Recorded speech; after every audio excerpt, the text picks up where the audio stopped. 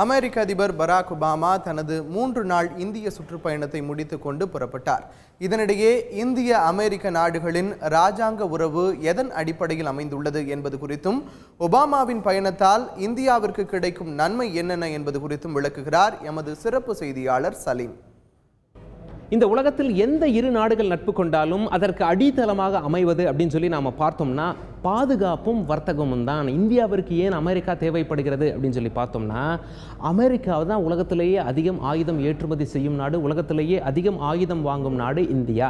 அமெரிக்காவில் நிறைய பணம் இருக்குது, அங்கே கொண்டு வந்து இங்கே இந்தியாவில் கொண்டு வந்து முதலீடு பண்ணாங்கன்னா இங்கே வேலை இல்லாதவங்களுக்கு வேலை வாய்ப்பு ஏற்படும், அவங்களுடைய வாழ்க்கை தரம் உயரும். அமெரிக்காவிற்கு என்ன பயன் அப்படின்னா, இந்தியாவில் கொண்டு வந்து பணத்தை முதலீடு பண்ணும் பொழுது அமெரிக்காவில் ஒரு வேலையை முடிக்கணும் அப்படின்னா அதிக பணம் கொடுத்து வேலையை முடிக்க வேண்டியிருக்கும். இந்தியாவில் குறைவான பணத்தில் அதே வேலையை முடித்துக் கொள்ளலாம், இந்திய மூலைகளையும் பயன்படுத்திக் கொள்ளலாம்.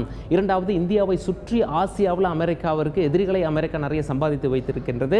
இந்தியா போன்ற ஒரு நாட்டின் நட்பு அமெரிக்காவிற்கு தேவைப்படுகிறது. இது ஒரு புறமாக இருந்தாலும், ஒபாமா இந்தியா வந்து 3 நாள் இருந்ததில் ஹைலைட்ஸ் அப்படின்னு சொல்லி நம்ம பார்க்கும் பொழுது, ஒபாமா மோடி 2 பேரும் பேசிக்கிட்ட பிறகு வந்து பத்திரிகையாளர் சந்திப்பில் என்ன சொன்னாங்க அப்படின்னா, அணு ஒப்பந்தம் முடிவடைந்தது, இந்தியாவுக்கும் அமெரிக்காவுக்கும் அணு ஒப்பந்தம் அதாவது தொடங்கிருச்சு அப்படின்னு சொல்லி சொன்னாங்க. சக்ஸஸ்ஃபுல்லாக முடிச்சிட்டோம், இனிமேல் ஆரம்பமாயிடுச்சு, இனிமேல் அமெரிக்க கம்பெனிகள் இந்தியாவில் வந்து இது சம்பந்தமான வேலைகளை பார்க்க வேண்டியதுதான் அப்படின்னு சொல்லியிருந்தாங்க. அது மட்டும் இல்லை, ஒபாமா என்ன சொல்லியிருந்தார் அப்படின்னா, இந்தியாவில் வந்து முதலீடு பண்ணுறதுக்கு இன்னும் நிறைய தடைகள் இருக்கின்றன, அந்த தடைகள்லாம் மோடி நீக்குவார் அப்படின்னு சொல்லி நம்புகிறோம் அப்படின்னு சொல்லி நம்பிக்கை தெரிவித்திருந்தார்.